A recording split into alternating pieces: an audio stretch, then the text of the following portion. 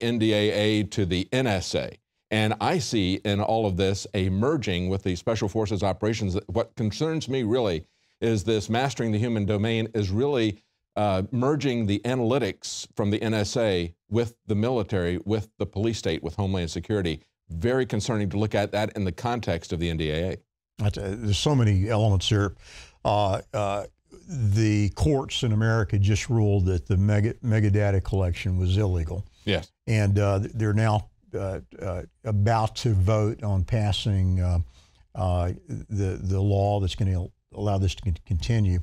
But let's go back and talk about the movie and how we came to this kind of this insight ahead of time.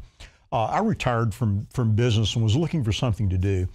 And I felt like influencing the culture in a positive way through entertainment was something that I had been prepared for. And Mike Norris and I, the director of my movie, he and I sat down about a year ago and began to write a script that was based on things that were happening. The byline of the movie is a true story that hasn't happened yet. And the movie talked about and demonstrated things that our government has been doing all along. I'll give you a few examples.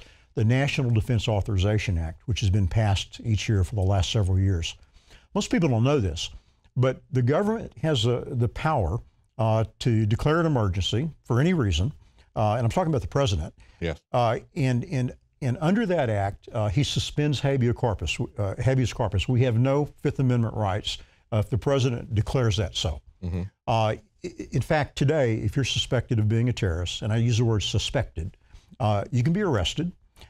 You'll be held without legal counsel, without charges, indefinitely. That is codified into law today in America. That's nuts. Yes. And if we look at that, remember how this all came to pass. Obama said, I'm not going to sign it if that clause is in there. Then on New Year's Eve, he signs it, and then when people call him on it, he says, don't worry, I'm not going to enforce it. When it was challenged by journalists, they fought tooth and nail to keep it in there. So in that context, that is even more troubling. Yeah, imagine that. The government, the president would lie to us. And it's become so common that people pretty much accepted it. But in the movie, we really show people the risk that we are at today. Another example would be the Executive Order 13603 that Obama signed, and the Congress made no protest about, that under an emergency, the government can take everyone's resources, everyone's money, everyone's property, including everyone, and put them to work without pay. These are codified into law. And I tell you, I don't believe that our government, the people in power, would be passing these laws and establishing these policies if they didn't intend to use them one day. Yes, absolutely. So the movie is a really neat story because my character sees that the government has plotted to be attacked by an electromagnetic pulse. And that's in the news lately because Cheyenne Mountain has just reopened. Yes. The military is going back in there because it's a protected facility from an EMP. So this is stuff that's in the news every day. It's not just from my imagination. Well, in the movie, I'm trying to warn everybody that for a couple $1 billion, you can protect the grid, power grid in America. And the Congress itself had done 2 studies that said that 90% of Americans would die in 12 months if we were attacked by an EMP. And this weapon exists in the arsenal of the North Koreans, the Russians, the Chinese. We have it. And it's the easiest way to bring down this country, and yet we're doing nothing to protect the American citizenry from what the Congress says is the most imminent threat to this country. But it looks like the government is doing quite a bit to protect itself. It's not doing anything for civil defense, but it is doing everything for its own defense, whether it's billions of rounds of ammunition, where they could fight 30 years of conflict at the level that they did in Iraq, or whether it is pre-placement of militarized vehicles with all of our small local police departments. You name it, they're protecting themselves, moving to Cheyenne Mountain, that sort of thing. But they're not doing anything to protect us, even simple things. That's a great point. You know, they said that they're spending $700 million to move back into Cheyenne Mountain. Well, the entire grid for the entire country to protect people is only $2 billion, which, by the way, is what we give to Pakistan each year. Yeah, exactly. I think what you're doing is incredibly important. And of course, shortly after I came here, we had the Paul Revere Film Contest, because we know that people get the larger context. We get the ongoing news, and like we were talking before the interview, it's kind of an ongoing conversation with the news as things develop, as we've seen Jade Helm developing. But to get the bigger context, people really understand that with a documentary, but we can't get that many people. There's a certain percentage of the population that'll watch documentaries. Those people you can wake up. But there's a large population, percentage of the population that is not going to watch them, that will watch dramatized movies. And that's the key. That's why we wanted to get everybody to work on their chops and trying to do this with 1,000 Paul Reveres. And we had some really good entries in it, but I'm really excited to see a professional film with a big budget coming out like Armageddon. You know, the byline on the movie is a true story that hasn't happened yet. And with the Jade Helm stuff that's going on right now, it's pretty eerie, because we basically demonstrated what happens when the U.S. military violates posse comitatus and begins to operate domestically in this country, which was prohibited by law up until very recently for good reason. So Jade Helm is an interesting concept, because we predicted it in the movie. I kind of wish the movie had come out last November, then people would be even more aware. People would be more thoughtful. Yes. Which, by the way, my goal is to get people to begin to think clearly and to think critically. Yes. We're not going to change things in the political process, because Washington is bought and paid for through the moneyed interests. And we know that from a study done by Princeton University that researched whether the influence of the average voter determined any of the policies of the government. In Princeton, which is not exactly a conservative bastion, right, said that the American people have no influence on the government, that it is entirely vested through corporate interest. And we know that. We can see that. There's so much money, so much power in Washington, that it is a black hole for corruption. It just draws those types of people in.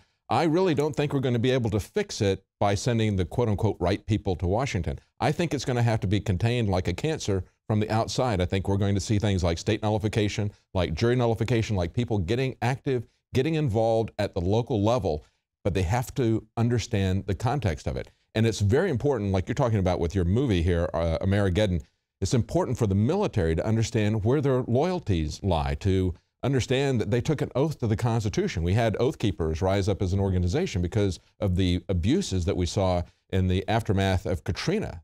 People were horrified about that if they actually saw what was going on, what was reported by the news. What really has already happened in Katrina is something that should scare everyone. Absolutely. And when we combine that with what's going on with the war on drugs, the SWAT team raids that are happening, people getting their property confiscated without even being charged with the crime, they just say, the property is guilty. We're going to do it as a civil action instead of as a criminal action, so there's no due process here. When you have a government that is operating like that is operating in secret, that has passed this legal infrastructure like you were talking about with the NDA and other things, we should be very concerned. We should be involved with the mission that our military is being put into. That's supporting the troops, I think. You know, one of the things that we showed in the movie is our hero is a young lieutenant who is ordered to take weapons away from people under martial law. And he realizes, and he's ordered to fire on them if necessary. That's an event that's imminent. That's what's going to happen. So what we showed was that this young lieutenant could make a decision to protect and defend the Constitution of the United States against enemies, both domestic and foreign. And he makes the decision not to fire on American citizens, not to take their weapons away.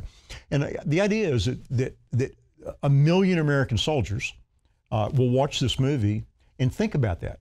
Yes. In advance of having to make that decision one day, they've had time to think it through. That is a priceless experience to be able to put that out there, to have people think it through in advance. We know that's what happened in East Germany. That's when the Berlin Wall came down, when you had soldiers who were not willing any longer to fire on civilians. It began with prayer meetings for a long time. And then one day, a bunch of people walk out of the church, walk to the gates, and almost essentially defied them to shoot them. I saw it at the Bundy Ranch. I saw people saying, you're not going to do this to my neighbors anymore. You know, basically walking up there unarmed, the vast majority of them, the few that had arms, they had them shouldered, but they said, You're not going to taser a man off of a horse. You're going to have to shoot him off. That's their commitment, to passively stand up in the spirit of Gandhi and others, Martin Luther King, to say, we're not going to take this kind of violence directed at us anymore. We're going to be treated like human beings. That's very important for them to understand that in advance, to think through these different moral dilemmas. You know, the people in power can only operate if we stay ignorant or in fear. And I'm doing my best to educate people so they're not ignorant. And I'm hopeful that people will follow the example that you're doing, that I'm doing, that Alex is doing, and not be afraid of these people. Absolutely. You know, there's really three things that people need to know what's going on in this country right now. Number one, Washington is bought and sold to the moneyed interest. There is just no influence that we have anymore. They don't care about us. They're not concerned with the Constitution. Washington's gone. And we're blessed that we live in a state, the state of Texas, that still has a respect for the citizens, a respect for the Constitution.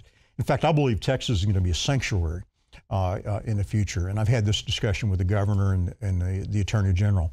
So we're blessed to be here. The second thing people need to be aware of is the mainstream media. 98% of it is owned by 6 corporations. And these corporations are bought and paid for by the moneyed interest.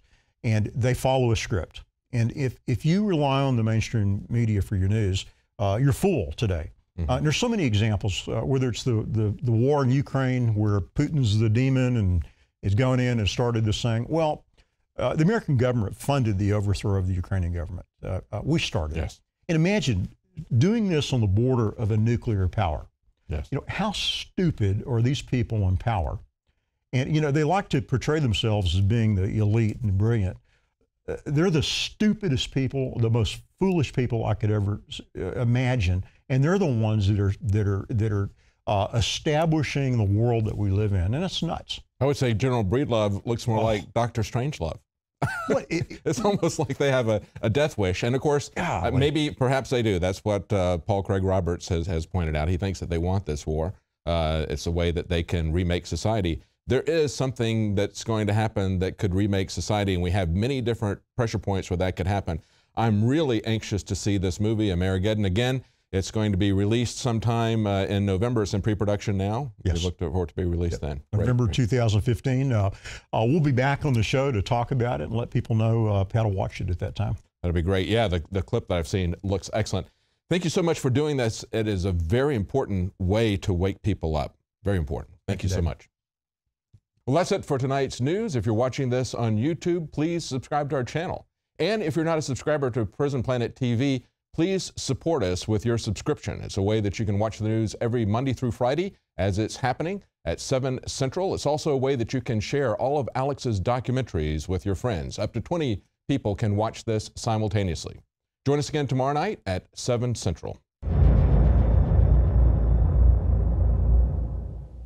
Used since before the days of the Roman Empire to support the body's natural systems and enhance overall health. Introducing the new InfoWarsLife.com oil of oregano formulation, a highly advanced nutraceutical form of this key herb that has been traditionally used by civilizations for thousands of years to promote health. We have now procured the most high quality and potent forms of oregano oil on the market, sourced from top leading manufacturers to ensure a concentrated level of bioactive ingredients. Extracted directly from the wild herb and sealed in easy-to-use capsules, you will no longer need to endure the burning of liquid oregano on the tongue. Wild crafted from the Mediterranean oregano species that experts agree is one of the most powerful and most challenging to acquire. This winter season, it's more important than ever to secure this true form of oil of oregano. Now available in our limited first run at InfoWarsLife.com. That's InfoWarsLife.com or call 888-253-3139.